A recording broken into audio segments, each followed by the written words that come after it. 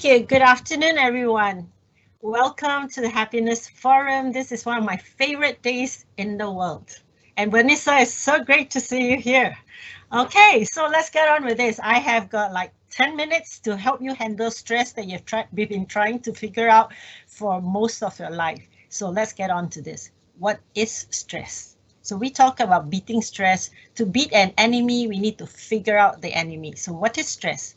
Stress is our response to changes around us. So let me teach you a little bit of brain science. In your brain, there's a little kidney bean size thingy that's in the middle of the head in between these 2 points. It's called the amygdala. Sometimes when we freak out, it's called amygdala hijack. Why does that happen?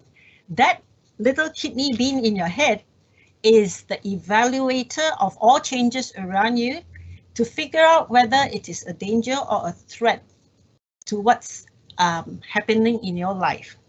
So in caveman days, that was easy, right? So when the amygdala decides it is something worth paying attention to, it sends out stress hormones that evokes emotional responses that are either fear or anxiety that makes you run away, that's flight, or makes you angry. How dare you? How dare you intrude? How dare you come across me? That's anger and aggression. And in those old days, in prehistoric times, it was about between the dinosaur who makes you food or the rabbit who becomes your food. Now that was easy. Now fast forward to what we are facing today. Today we are in this pandemic, a pandemic that started in Malaysia at least, where a lockdown was actually imposed on March 18, exactly a year ago. At that point, stress levels, I think, must have shot real high. So what is stress? In our current life, our stress response is not to dinosaurs or rabbits. We are not hunters. Our stress responses are to our bosses. Our stress responses are to our kids. All right, our stress response is, oh my goodness, you mean I need to be a work from home parent, become a teacher to my children who are studying online, plus cook the meals because my maid went on holiday and can't come back because of the pandemic, and so on and so forth. So can you imagine that red bean in your head is being triggered over and over and over again? It's like the little kid in the lift, the elevator going upstairs. The lift is not moving and he keeps pressing the button as if it would go faster. And that's what's happening in your head. So can you imagine what's happening? And what you are then feeling is, I can't eat, I can't sleep, I'm so stressed, or I eat too much and I sleep too much, I am so stressed. And you feel pain, you feel tension, you feel lethargic, you feel helpless, all mixed together. Now that is not all bad. All right, that is not all bad, but it becomes bad when it's chronic. Now, I would say a year of pandemic makes it chronic. If you are still fussing over the fact that you are under lockdown and having to practice SOPs and study at home and teach online and stuff like that. So I want to take 2 minutes on why we do not want chronic stress in our lives. It causes systemic damage to us, in us. Mental health problems, physical health problems, social relationships, longevity, which means how long you live, which means it kind of really damages not only how long you live, it has an impact on how long you live, it has an impact on how well you live. Now, do you have good news, Sulynn? Yes, I have. All right. Now, what we are suffering is called distress. Distress is stress that we do not want. But some people seem to have glided through the pandemic quite easily. Now, I am one of those, and I freak other people out like, how can you not be stressed? I say, I am not stressed. There are things happening and I just deal with it. So I'm going to share with you my secret. Now, what the press doesn't tell you is this stress has a twin brother. Now that brother's name is eustress, E-U-S-T-R-E-S-S. Eustress means happy stress, positive stress. right? Vanessa talks about growing, talks about resilience. Eustress builds resilience in us. Eustress motivates us to do that one thing better. I have never taught online, but you know what? This is a new skill that I can pick up. Maybe there will never be a pandemic again, but you know what? Now I can teach online. Isn't that great? When I'm sick, I can still run a class. When there's a flood in my area, I can still run a class, right?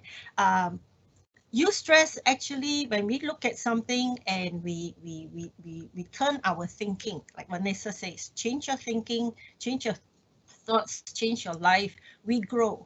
We are willing to learn. We're willing to reach out to other people for help. We're willing to collaborate. And this is the stuff that stories of our lives are made of. When we talk about people who went from zero to hero, this is the stuff that people are talking about. So how do we make that happen? So let me share with you my little secret. Okay, so in life, when something happens, first thing, do you have control? Check it out. Do I have control over the pandemic? No, I'm not God, right? I'm not doctor, I'm not anything. But what do I have control over? I have control over how I spend my days at home. I have control over how I connect with people. I have control over what I eat. When I sleep, I have control over my emotions. I have control over a lot of things. Now, some people say, I am like that. What can I do about it? No, you are not like that, my dear. You are not like that. You do have a choice in life. So the next step is choice. So you change your thinking about whatever threat or danger or things that disrupt your comfort, and you have a choice. You have a choice in the outcome.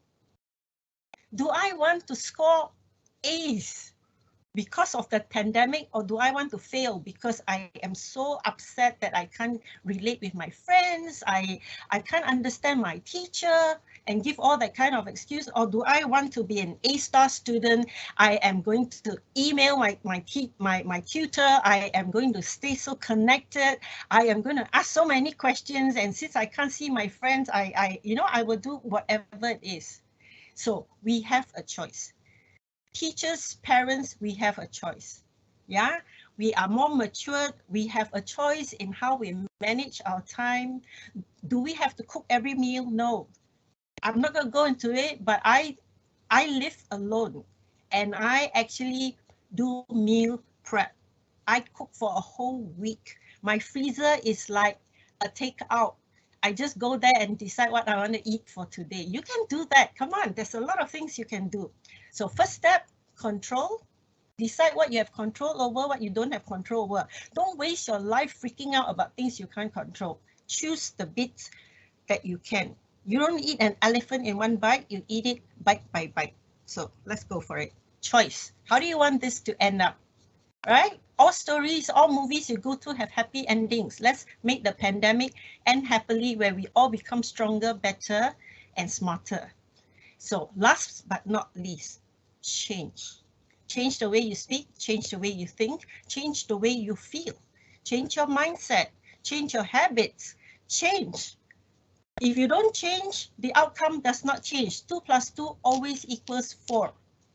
You need to change the numbers, or you need to change the plus, or you need to change something to make the result different. So you have a choice. You can change your directions, you can change your goals, you can change your expectations. All right, so focus. When you live life intentionally, when you live life knowing what you want out of it, in any circumstance, you always end up a lot better. So my friends, I think I will leave your questions till the end, right? What I want to say now is you and I have a choice. We have a choice every minute, every day, every time something moves in our lives. Is it a good thing or a bad thing? It's not the question. Good thing, bad things, we don't know how they finish up. But what we have a choice about is how we respond to it, how we very quickly recognize which bits we can control, cannot, make a choice how we want this to end up, and change. whatever we need to get to that outcome that we're aiming for. So over to you, my friends. Good luck, and I hope to see you on the other side. Thank you.